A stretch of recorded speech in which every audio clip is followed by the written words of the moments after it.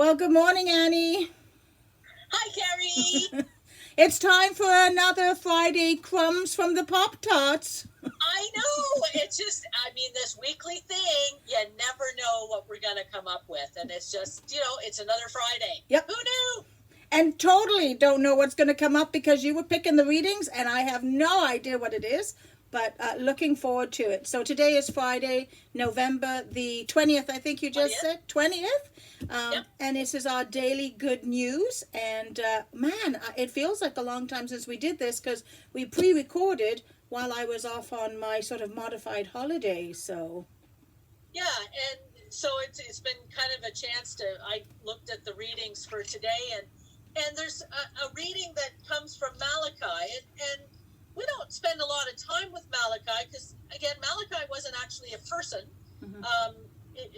They're saying that Malachi is a compilation of things, but Malachi wasn't actually a person's name, but it means messenger. Mm-hmm. So I think right now, because as the days are shorter and it's been snowing this week, and of course the temperature goes up and down, we need some kind of good news that there's something good coming down the pipes. So today's reading, Malachi, it's verses 1 to 12. It's rather extensive, but basically it's talking about a coming messenger. As we start to approach Advent, Mm-hmm. If this Sunday is Christ the King Sunday, but then we're getting into the season of Advent, and we're looking for that messenger to come. So right at the beginning of Malachi 3, verse 1, it says, "See, I am sending my messenger to prepare the way before me, and the Lord whom you seek will suddenly come into his temple. The messenger of the covenant in whom you delight, indeed, he is coming, says the Lord of hosts. But who can endure the day of his coming, and who can stand when it happens?" And just another part that in verse 6, I really like this one. "For I, the Lord, do not change. Therefore you, O children of Jacob, have not perished." I like that. The Lord won't change. We change. We always talk about, how we change in our lifestyle. I know some of us have changed jobs. You had a different vocation before, being ordained. Me too. So we changed. But Malachi is saying, "For I, the Lord, do not change." Wow. To think that I wouldn't change? Yeah. I don't know. I think about that. I like the way that it sort of dovetails into the focus of the readings for a few weeks, which talks about the covenant, right? Like, God never changes. God holds to the covenant. God holds. Oops, I have to make a slight adjustment.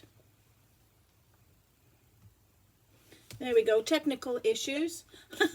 God never God doesn't break a promise. God doesn't change in the promise that he gives us, right? The covenant is always there. So there's a beautiful tie into what Malachi is saying there about how the God is really unchanging in that sense. Yeah, because we do change, and I think that's where it gets interesting with the word covenant, is that we did a Bible study one Tuesday. We figured out the difference between a covenant and a contract. Mm-hmm. A contract, once one side breaks it, it's done. Yeah. It's over. Mm-hmm. But a covenant, even if one side doesn't quite fulfill the side of it, the other side is keeping that covenant going. Yeah. And that's what I think Malachi is saying, I'm not changing. I'm staying the way I am. You may change, and that's okay, but I'm always going to be here. Yeah. And then just looking at the coming again, at the beginning of the verse, "I am sending my messenger to prepare the way before me." Isn't that beautiful?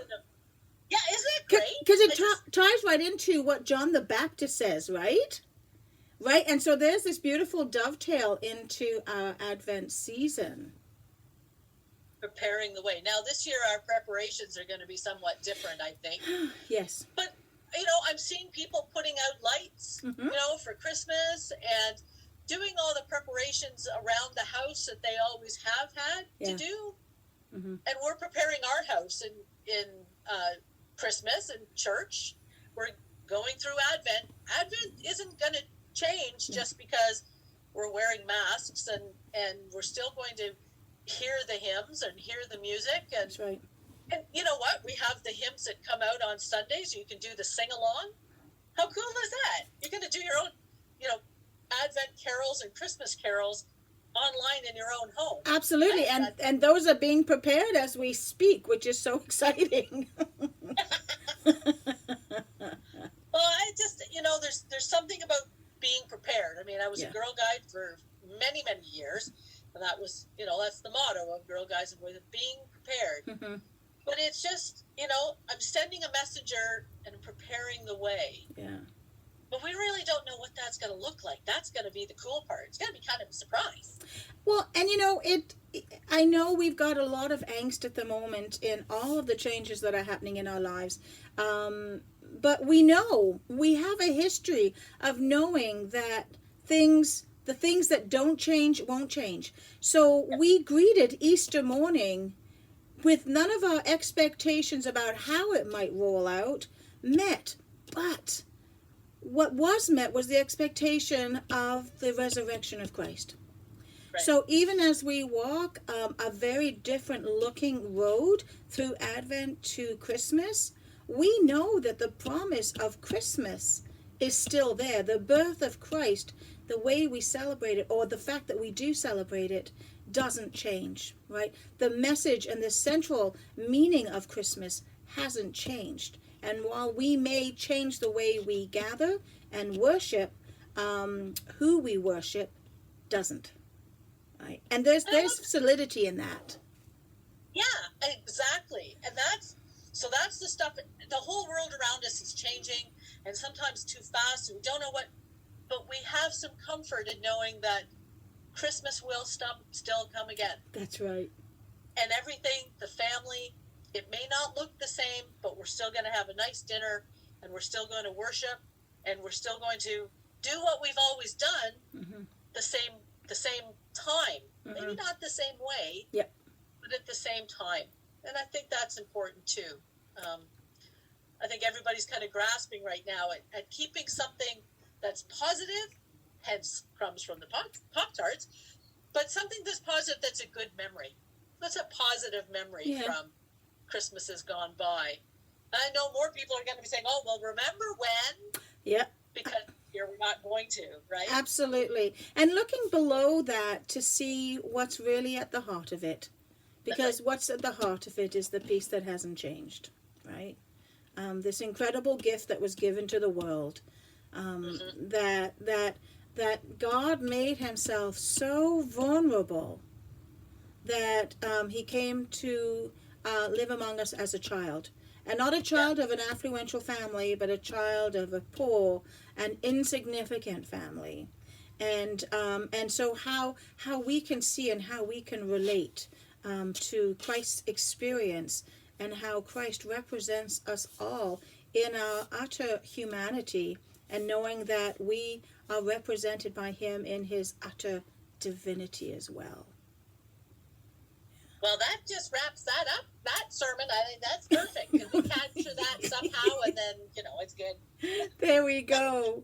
Well, I just love the fact that we can get together to do this and share. I know it's, and I'm so thankful for the technology that does allow us to do this together. Me too.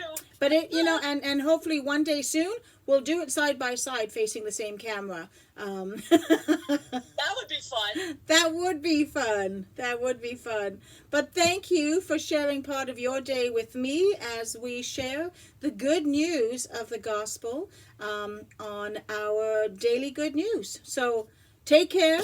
Wash those hands. Wear your mask, right? Take care and God bless. Bye-bye now. Bye.